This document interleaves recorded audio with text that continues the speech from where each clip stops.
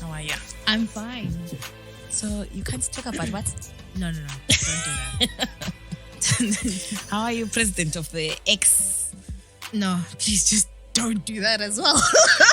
X communicating society. Oh, shut up. Anyhow, how are the X's? I do not have an ex in my life. Oh.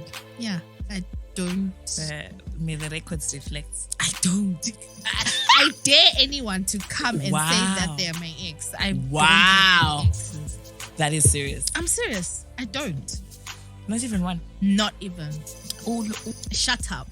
Do you know what? I really hate you. No, Do you know I you really say don't. that all the time. I don't. I just have Like when either ex-colleague or something like. Once, did you hear Uncle Bang? Once things are over, let them be over. That was such a good episode. Yes. And then someone tweeted us like, "Umalume we pod." Malume, the Malume pod. Yeah, that's his new name. Why did Cardi B come to Zoom? Because we don't do boiled eggs. Don't do boiled egg kebab. Boiled eggs. What in the boiled eggs was going on in Accra, Ghana? Wow, guys. What was that girl? What was she doing? Was she taking? But the thing is, I don't know if maybe it was also like a joke for social media because she wasn't joking, that girl. Because they know that that girl wasn't joking. Yeah. Did you see Cardi B like when she was in Nigeria at the club and all that stuff? She was like, hell, yeah. And then she went to Ghana. But I will say, like, if you ever been following, so Cardi B was in Nigeria and then she went to Ghana and she looked like she had, quite a great time, like really good fun. She was in Ghana she put on her Instagram like for less than 24 hours. Wow. But it seems like a lot happened. That's just space of time. No, because like I think it looks like the organizers didn't really organize it well because there was supposed to be a meet and greet, so you had all these Ghanaian influencers. And those poor people who were like, yeah. Wow. And that the woman was like, me, did you know who I am? I get paid so much for how many hours? Like all these Ghanaian aunties and slay queens and slay whatevers. I was like, yes. So that happened, and then people were complaining on social media until Cardi was like, okay, let me calm down. Right? And then she goes down, and then there's a video of some girl like dancing. As for that girl, and then the wig comes off. But what was that? What was that? Like, it was just embarrassing. It was embarrassing to watch. I hope it was a joke. I don't know. And then the one that the king of the videos, the queen of the videos. Which one? The kebab. With the boiled eggs. Andre was like, it's not eggs. I was like, no, those are eggs. Because her lips even went like, no, she was having boiled eggs. I need to understand, like, so we've just spoken to one of our Ghanaian friends and asking him, like, what is up with Ghanaians and boiled eggs? He said, it's a delicacy. Spaghetti bolognese plus boiled eggs. And then his question was like, what do you guys eat in Zim? Like, honestly, like, we have delicacies. Peanut butter. Wasabi mix.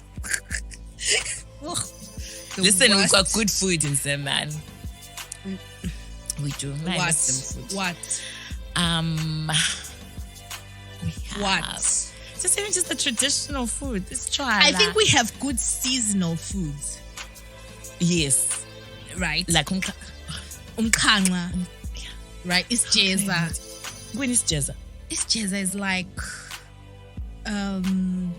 inopi. Oh, right. Okay. But otherwise, inopi is so yum, man. Our food is bland. I miss Zim food. What food? I miss Trala.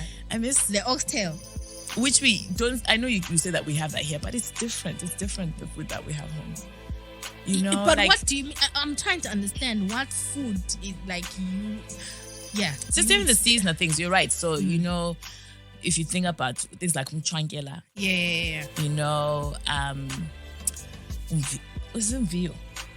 Yeah, those like seasonal that. Those are seasonal foods. Yeah. In fair, even just Are having... those foods? Like, what is it? Have you ever heard... Have you ever had English data bundles are depleted? Have you ever had amathumbi enkukhu? Me? I think so. Oh yeah, I think God. that's nice. That would be our version of a kebab. Exactly. Skewer. Exactly. Like, oh my God, like that's for me. That is the way to my heart, man. Yeah. But no, I think we've got good food. But anywho, flavorless food. That's all I will say. But anyway, welcome to Girl Skies with me, Natasha. And Xolie. And I sometimes go by Nat. I sometimes go by Michelle. Yes, Michelle. Wagwan. So last week we had Uncle Bay. Yeah, we had Uncle Bay. That's Uncle Bay. What? Uncle Bay. I will kill. Did he not come here advertising himself? Huh? Was he not? What do you Somebody mean? actually said to me, Uncle Bay, so he comes on the pod and it's like, oh, you girls in your 30s should be looking over. It's men right there. So how old is Uncle Bay? I was like, you're probably right. They're coming to advertise. Anyway, tell Uncle Bay I am here. I will kill you. I could be your mother.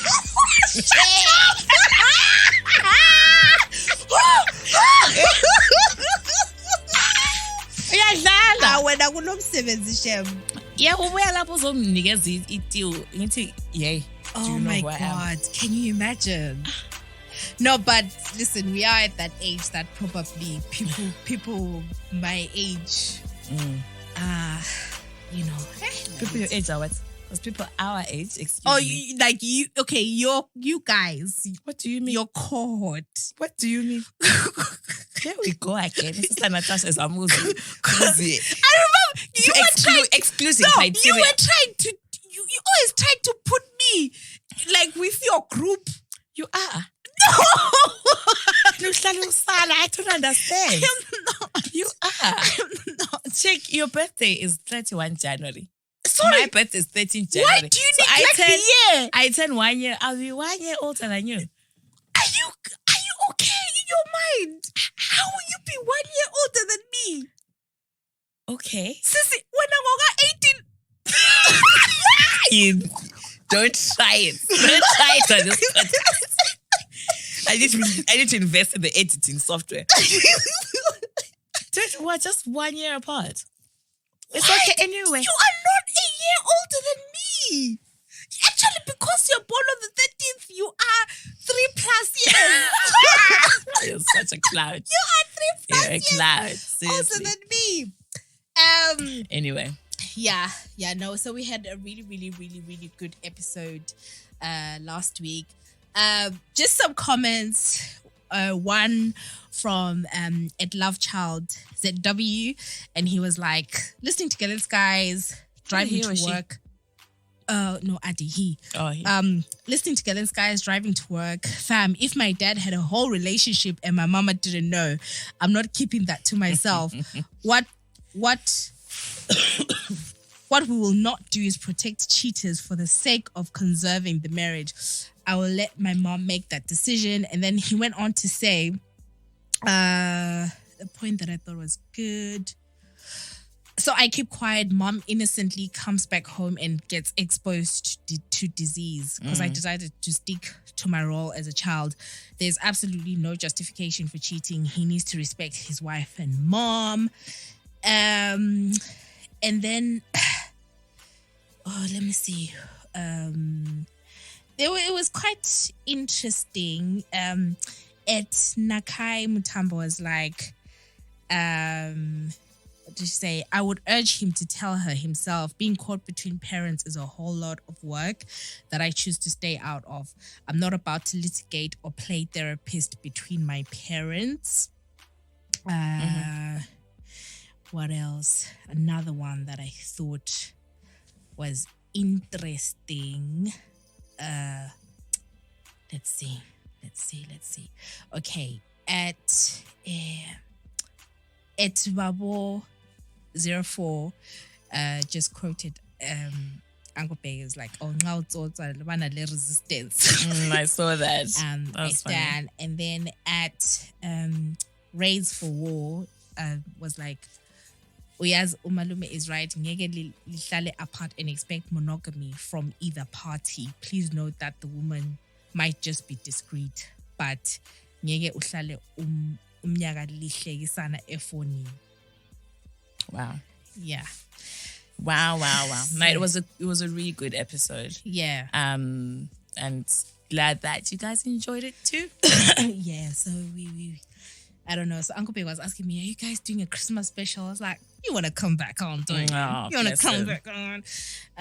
But we'll see. But anyway, before we go on, so a friend of ours is hosting entrepreneur get together in Bulawayo. So if you are a business in and around Bulawayo and you're available this Friday, on Friday the 13th of December, there is an entrepreneur get together, which is like the first of its kind, bringing businesses together for networking opportunities, opportunities to get fresh ideas, meet other businesses. This is an event that you may want to check out. It is being organized by this group called Matebele Business Originals. So on Twitter, they are at Matebele O, but we'll tweet about it. But where's the event? At Bulawayo Golf Club. Oh, okay.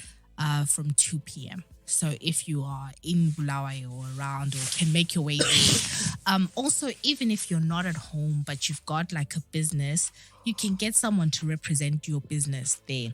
And in terms of a fee to enter, all you need is literally your pull-up banner for your business. That's all you need. And you need to RSVP so that they give you a lot allocation. So you don't need to pay. There'll be panel discussions on different things. And, people are already connecting online. And like I said, if you are on Twitter, they are at Matebele or the email address is matebelebusinessoriginals@gmail.com. That's where you can RSVP. Or if you follow us on our socials, we'll share that, or just hit us up and ask for the details for it. So I just wanted to share that because I think it's interesting. Like I'm such a big believer in networking. I think it's helpful. It just opens you up to opportunities. I will always forever champion networking. So yeah, if this is of interest to you, please do check it out. Yeah, indeed. Yes. And let us know what you guys think about it as well. So hit us up on Twitter and let us know if you've been there and what you thought of it. So may it just be an opportunity for people to grow their business and their brands. Yes.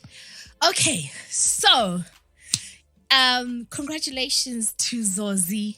I know. Miss Universe.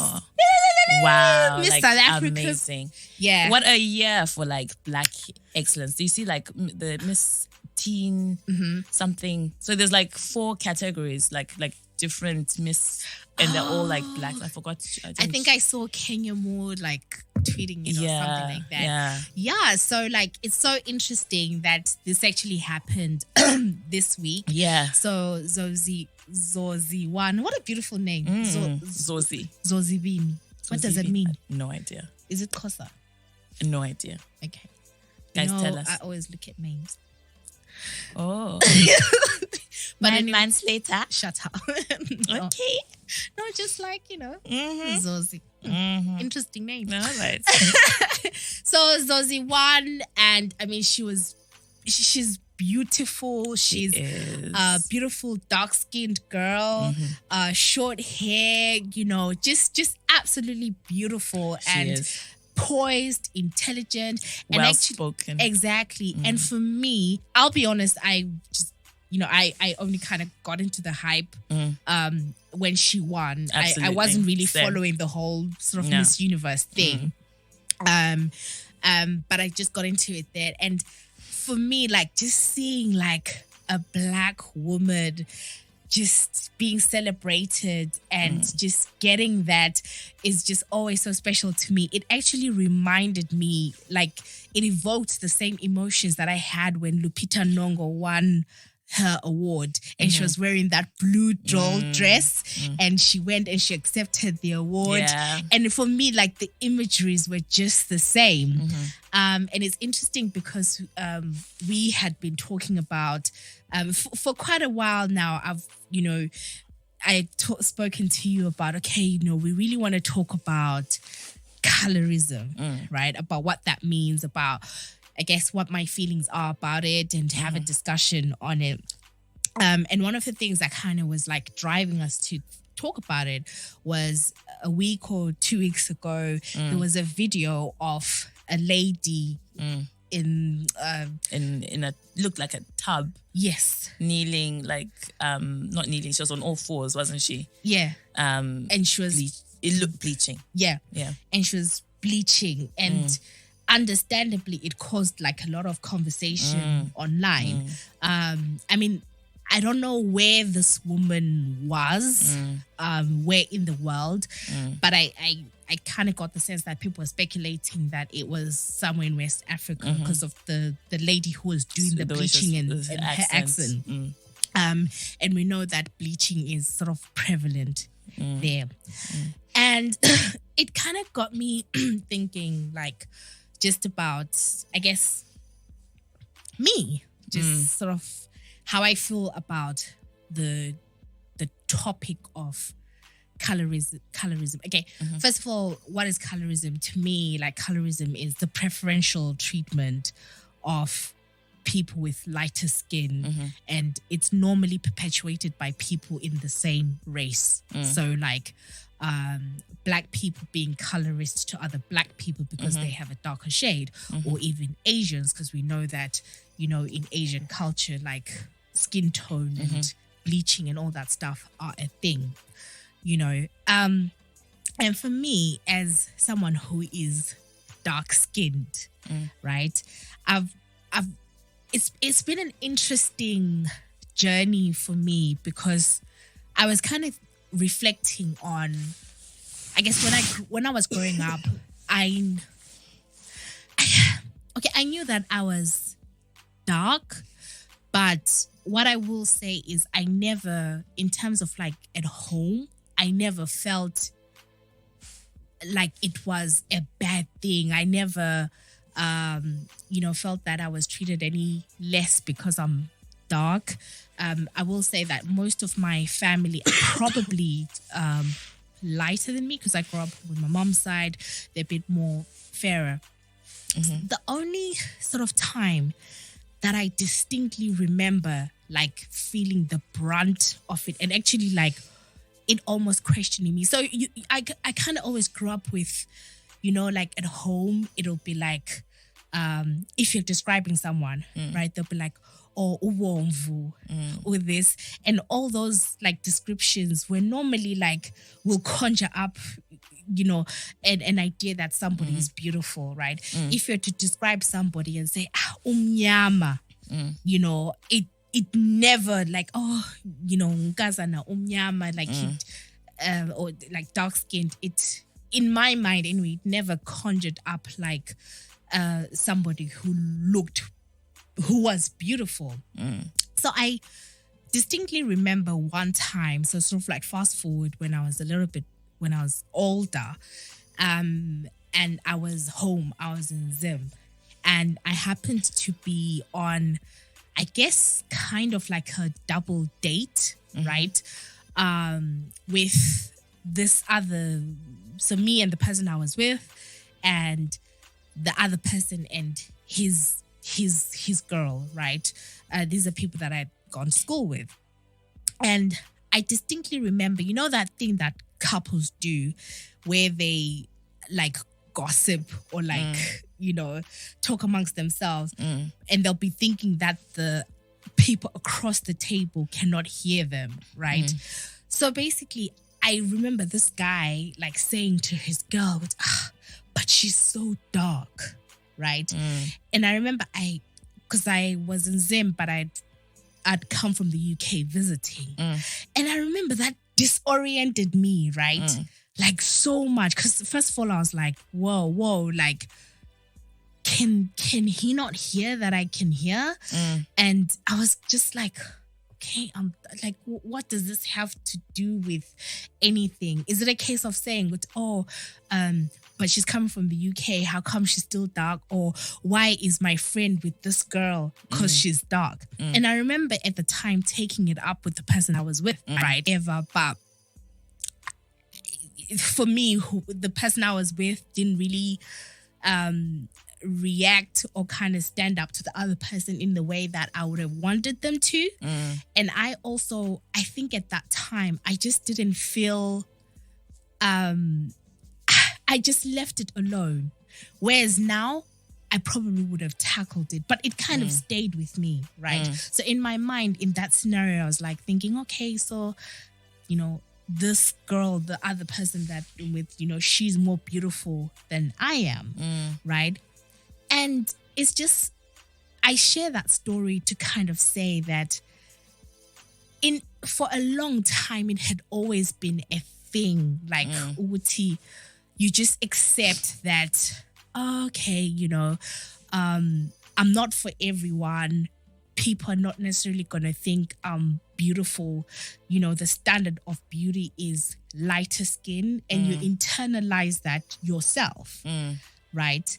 And you actually see how when you enter rooms and you enter spaces, how you kind of hold back because you're like, you know what? I'm not going to get the same male attention, or I'm not going to get the same, not even sometimes even from a male gaze, because there's something that comes with pretty privilege, just the way that people are humanized, the way that people are treated, the way people can get favors just because you look appealing to someone. They'll treat you in a certain way and give you kind of like that effeminate kind of view. And but it was just something that, you just accept. And then I remember for me, stop me at any time, like for me, which is why now I'm so like unashamedly like black and like I love my skin. I remember for me, like I remember when I saw like Michelle Obama.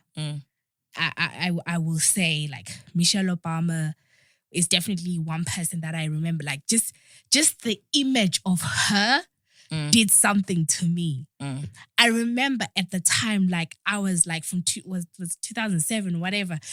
I was just like, this woman looks like she sprays motion hairspray on her hair like me, like this woman looks like she could, like she puts cocoa butter like me, right? And I think Michelle she's dark skinned, not like the darkest shade, but she's dark skinned. But it was the first time like seeing like this handsome man, right, with this black woman. And it was like, wow, like he's not with a, non-black woman, non-racial woman. Like he is with a real black woman, like the type of black woman that, I think, that she would hug you and you just know, I'll smell coconut, cocoa butter and stuff like that. And for me, that was the beginning of where I saw like black women actively taking control of, like, just from a global perspective. Like we can go back and talk about like Zim and home. But from a global perspective, I think one of the great things about the internet has just been how it has rallied black women to literally be like, okay, we know that we're the least loved, we're the least found appealing group because of a number of issues. Not because we're not beautiful, but because the images that have been sold of beauty have been very Eurocentric. So everything that is leaning towards Eurocentric in terms of skin color, in terms of hair texture, is seen as being more beautiful in comparison to some of how our features are. So for me, I think that's been kind of like a positive. So when I see those stories about bleaching, it it's like, okay, that's not the full story, Mm-hmm. because how do we make people feel that they have to bleach? You know? Absolutely. I think when I saw that video, I think I actually retweeted it and I was like, oh wow, you know, what would to what lengths does it take? Or no, basically, or what has happened to someone to actually do this to themselves? And then as I was just tweeting and I was just thinking, I think we had that conversation and I was like, wow, you know, I think I may have even added to my tweet. I was like, oh, you know what? We don't really know what has caused how she has been made to feel for her to want to put herself through that, you know, because if there's anything that is known as the harmful dangers of bleaching, you know, there's loads of studies that have shown that it's causes, you know, kidney damage, and this is just like the creams that people use now to actually immerse yourself into that. Like, what has happened to her? Like, what has been said to her? You know, and the more we spoke about it and the more we talked about how, for, I guess, darker skinned women, it's to be a shade lighter is a means to economic, social, I guess, privilege in a way, because it is clear that as time has progressed, there has been more of a stance on that, you know, the lighter skinned you are, maybe. And I know I am light skinned. I come from a family who are very similar to me, you know. My mom was very light skinned. People around me have been light skinned. So I can't, you know, it's made me rethink as well about unconscious bias, because I'm like, is there something within me that has automatically favored people who are more light skinned? And I honestly, I can't say. It's something that I am trying to sit with, to actually ask myself, Wuti, when I look at beauty, like, what is the meaning of beauty to me? I have to honestly say there's some people who are dark skinned and I think, oh my goodness, you know, like, wow, like, you know, Wuti was facing out, wow, I want that. Do you know what I mean? I've had that. I'm like thinking, and when I go home, like I forever, I'm not somebody who's going to be running away from the sun. Like, I want to be browner. I want to be darker. So I don't necessarily, it's something that I need to kind of sit with and see, like, do I unconsciously bias against dark-skinned people? And I don't know. I don't think I do, because for me, I guess it's down to what is the meaning of beauty. And I see other things, you know, I see intelligence and I see the way people strike up conversation. And even when we met like nearly a year or so ago, and it's interesting, like now you're like, how I own my blackness and stuff. And yet for me, that wasn't the first thing I saw about you. The first thing that I noticed about you was, I thought you were like so funny. You were so interesting. You had such, you know, the conversation was amazing. And that's what I said to you. I was like, well, you know, you've got good banter, man. So I never saw that. And excuse me, so I don't know, like I'm saying, if it's because unconsciously it's not the first thing that I have been taught to maybe to see. That's interesting. What are your thoughts on, so for example, like at home, or I guess Southern Africa, or, I don't know, homism, you know, like there's this whole like Yellowbone thing, which really has been translated to like Yellowbone is like a good thing, like like it's automatically like I think even in songs, even just in people speaking, like, oh my God, look at that Yellowbone, like, and it's fine, and we can talk about preference like later, but because I think for me it's kind of like, if we kind of dig deeper, it's also, how do people that benefit from this perceived or real kind of hierarchy that's perpetuated, how do they uphold colorism? Interesting. By being beneficiaries of it. So again, you know, yeah, I know. Like I know when I walk back home, like you get called Yellowbone and stuff. And maybe again, because something that I've heard a lot is now quite inherent within me. I don't know. But do I feel like I have benefited from it? Honestly, maybe I'm the wrong person to ask, but I don't think it has given even me, not you personally, but as, just like as a like group. I guess in terms of even just addressing colorism, because the truth is, you know, like I said, my view is a lot of this is really linked directly or indirectly to the image of sort of like this Eurocentric image being pushed as the image of beauty, right? Which is why things that have a close proximity to whiteness are seen as beautiful. And that's why I talked about what's happening now with Black Girl Magic, Black is Beautiful, all these things driven by Black women. And I will say with very little help from Black men. Yeah, of course. Right? Yeah. Which is why Black men are they talk about preference. You know, they hide behind the talking about preference. Yeah.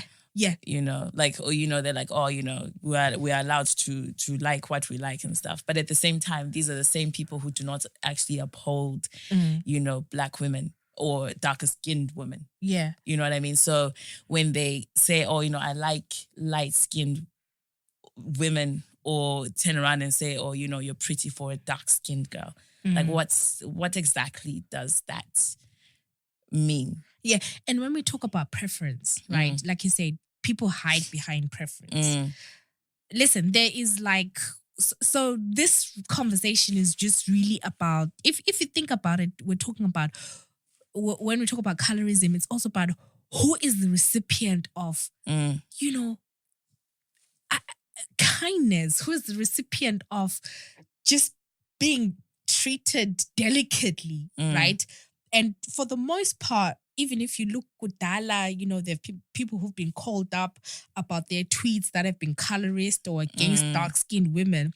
And when we talk about preference is a function of your environment, of what you see, the images that are put in front of you, and what you perceive as being the peak and what you put a premium on. So preference is not in isolation. It is a function of these things.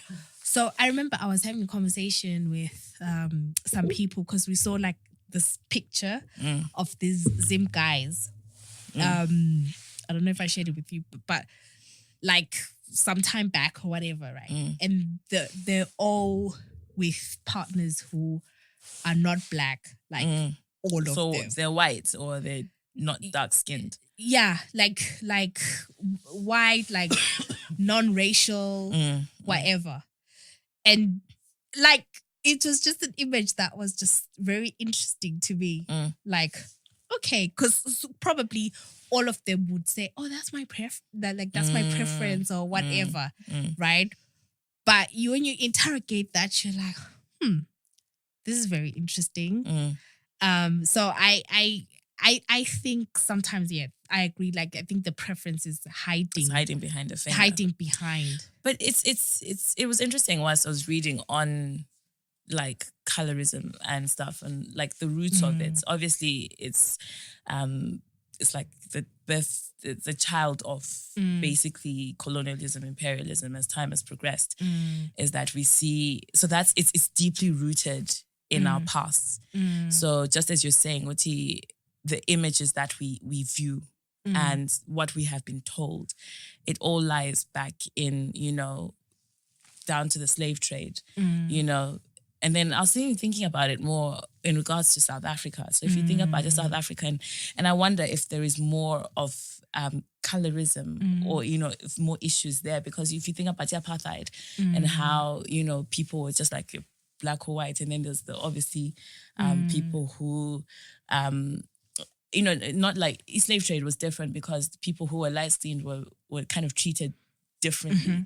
They were made to kind of work as indoors instead of working outdoors. And yet these people were the result of non-consensual sex between the slave masters and the people who were working in the fields. So I think that when we look back at that and looking at it now and the way that images have been put in front of us of like this is the ideal. So you can see how they separated even us back then, just as they separated during apartheid. They were like, when you're black. So then people continue, white people continue to kind of find ways in which to kind of divide us even more. And I feel like this is what colorism is. It's like we're pulling threads apart, saying, okay, so you're dark-skinned, you're light-skinned, you're brown. So this is another term. And yet in Asikula, it was always just umuntu omnyama. And yes, you're right. There were people called you're Yellowbone, you're umuntu omnyama. Do you know what I mean? And if you think again about the images that were shown, so even from the time that we are the fairy tales or the Disney films that we see, none. I think now there's probably a little bit more. Yeah. But Sikula, there was nothing. Or Cinderella or Snow White was just that white. Yeah. So we never surrounded ourselves with images that kind of portrayed us. So just as you're saying now, do you know what? When I look at Michelle Obama, when I look at Lupita, so that's representation. That's what you are like, okay, so a woman, my skin shade, even with our new Miss Universe, it's like people can look at her and be like, oh, Zozi, she's dark-skinned, she's got natural hair, she's, that's, for me, represents me. And I can, if she can hold that space, then so can I. Yeah. Yeah. And that's why those things are so important in like really disrupting because what we've seen, right? So when we go back to like the preference thing and whatever, fast forward, I mean, there's a long way to go, right? But I think, like as I mentioned before, that what I think Black women have done well, and I probably will say it's really led by like Black American women, right? Like this whole digital movement where it was like, we're beautiful. Like Alec Weck, you're beautiful. Lupita Nyong'o, you're beautiful. Gabrielle Union, you're beautiful. But wait, do you not feel like, sorry to interrupt, with Alec Weck was somebody who was very much in our face cooler. But do you not feel that in a way she was accepted? Am I accepted her? More than black people. No, I will agree. I remember like when I was young, like Alec Weck, and I think I remember people used to say, "Oh, Alec Weck, movie is not attractive," right? I actually remember hearing those comments, and I think I remember kind of accepting it, like, "Oh, Alec Weck is." But now, when I look at her, I'm like, she's so beautiful, and for me, my job, right? I'm unreasonable when it comes to Black women. I'll be honest with you. I could think that there's one person that's more beautiful than a Black woman, but I think one of my duties is to uphold Black women because nobody does that. Nobody else does, yeah. Right? So for me, it's like when I think about the Alec Weck thing, I'm like, what? That woman was so ahead of her time, right? And we probably were not ready to really kind of like receive it and sort of say, yes, you're beautiful. You can have conversations behind closed doors, right? And maybe say, oh, whatever it is that you think. But you are right when it comes to Alec Weck. But the point that I was making was, like this disruption has been so important, right? Of saying, remember even when Lupita came out, there were so many people like, oh, she ain't all that. Like she ain't. But then now, slowly, because media is so powerful, imagery is so powerful, more people probably be like, oh, she's beautiful. And then you're seeing it now, even in like videos, right? Of some of these rappers, singers, like having like Black people at like, as love interests, as central thing. And there are even those men or whatever are now like, oh, you know what? Kelly Rowland is so beautiful. Yeah. So and so is so beautiful. But you know what? Because it shows what it's it's a mind game. Because that's why imagery is so important. Yeah. It reminds me of I've forgotten where exactly I saw this, but there was like a social experiment with kids, kindergarten girls, who were shown like dolls, right? And they were playing with dolls, different colors dolls. Yeah. And then at the end of it, they were asked to pick which one do you think is the prettiest? And none of the kids picked the black doll. Yeah. They all picked the white doll. So I think it's quite inherent. So things that we pass on things to the to our children. So when comments are made like, oh, lo omnyama, and or the way that it's said, because there's nothing wrong with the way saying exactly. It's the way umuntu mnyama or umuntu bomvu. It's the way that it's said and the way that it's kind of it's implied. So those things pass on to kids. Yeah. And there's an element as well that shame is contagious. So so kids will kind of pick up on things like, oh, being dark-skinned is shameful. And that's why that's why you have people who then go to such extremes and sit in a tub full of bleach to kind of be a little, to be lighter, to be more accepted. Because I think that's what it's down to, is that looking for acceptance, is looking for belonging, because you haven't actually been made to feel a part or a certain part of a community. Exactly. And you know what? Like, I don't know what you think about this. Maybe this may sound controversial, but I do think that another thing that isn't necessarily helpful, I think, is the American lens of talking about race. So like in America, Black people are everyone, right? From your Mariah Carey, Alicia Keys, Halle Berry, Gabrielle Union, Gabby Sidibe, like it's all Black, right? And I mentioned that, with colorism as well, it's not just about skin color. It's, I think, almost like a different treatment of even hair texture, right? So I think, that's the American, that's, the whole Jim Crow, whatever, like one drop of blood, you're Black. And I think that's fine.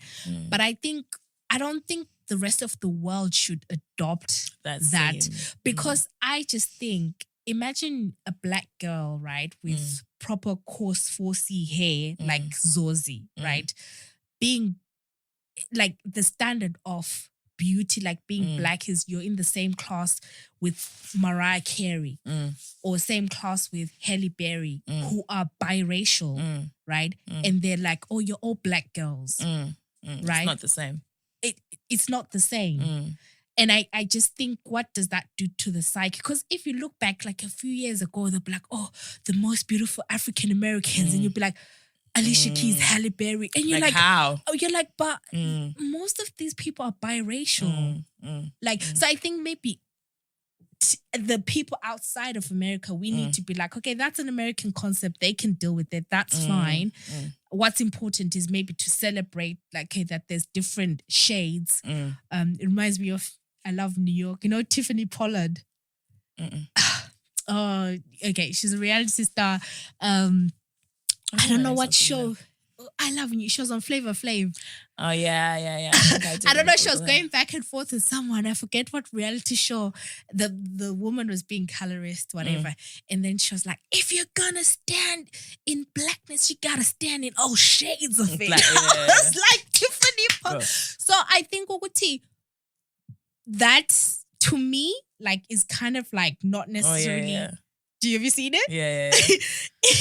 Like, I just think that that's not helpful. I don't know. Not that it's not helpful, because again, like I said, it's an American thing, but we have to accept that it's an American thing. Because even when you think about the natural hair movement, when it all started, the people, like if you go on YouTube, were like mostly like biracial girls, right? Who had, what's it called? 4A, like what is it? The flowy... Then you follow their tutorials. Yeah, and then when you've got your own course and fushwa hair, right? And then you're now trying to do wash and go.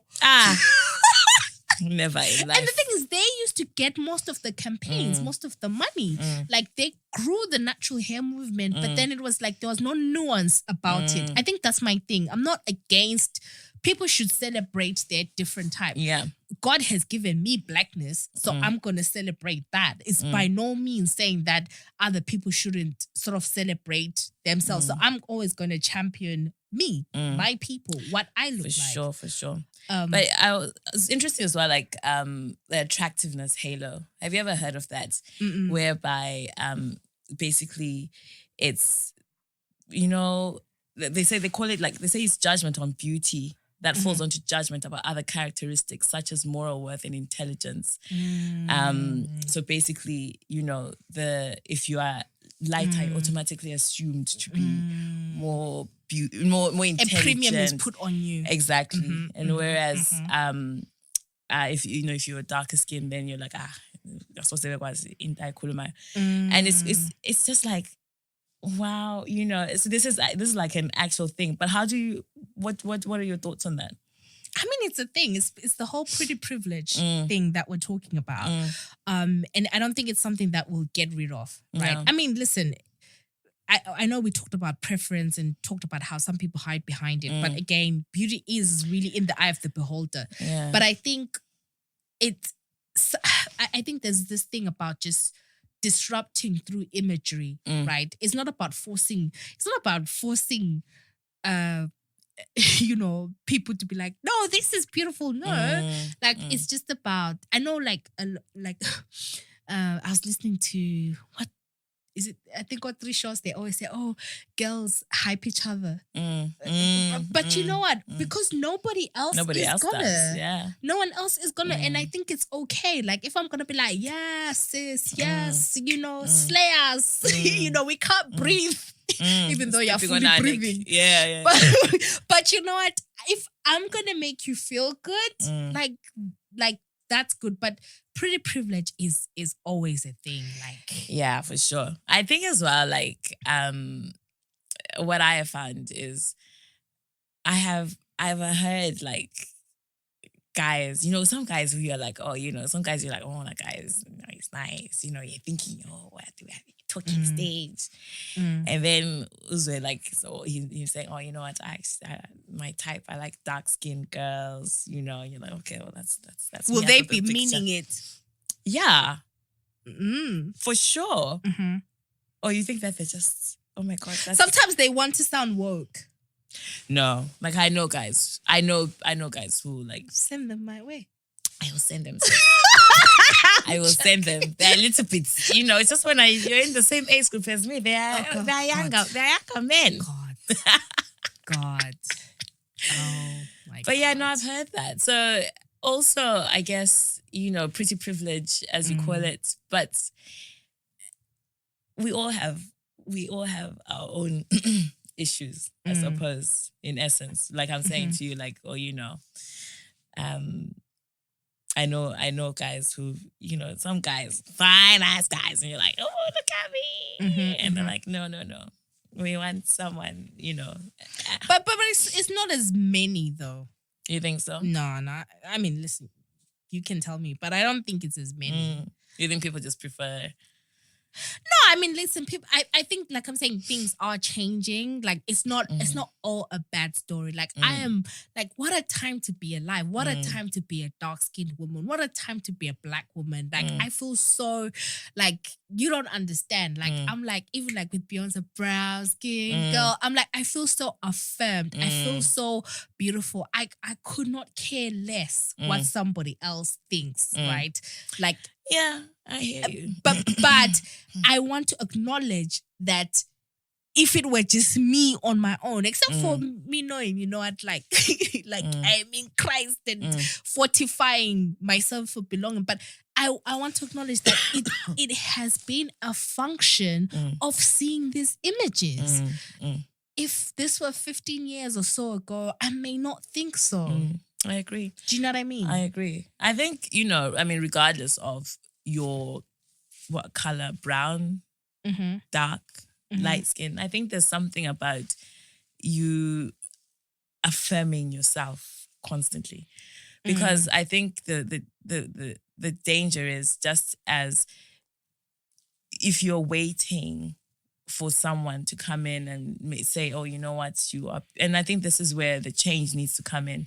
There's nothing we can do about the past, and there's nothing we can do about how people are feeling now. But I think moving forward, you know, there needs to be some form of knowing within ourselves as women, you know, regardless of what shape, what color, what your hair is like, because people are going to come in from every single angle to criticize. You know, like I've seen like on Twitter, Uzozi, they've been saying, oh, she's natural hair, but she was heavily made up. I'm like, people just, there's always going to be something. So I think as women, we need to kind of just, you're right, there's something about affirming each other. There's something about hyping each other up and just upholding each other, because, and if we do that, and hopefully our Black men will follow suit, because that is another challenging area to be dealt with at some point in time. Yeah. They like, and that's why like Black women have just driven it. And it's not, obviously it's not all Black men, but listen, like for the most part, like the Black men have true. Like they've perpetuated it's not all it. Black men.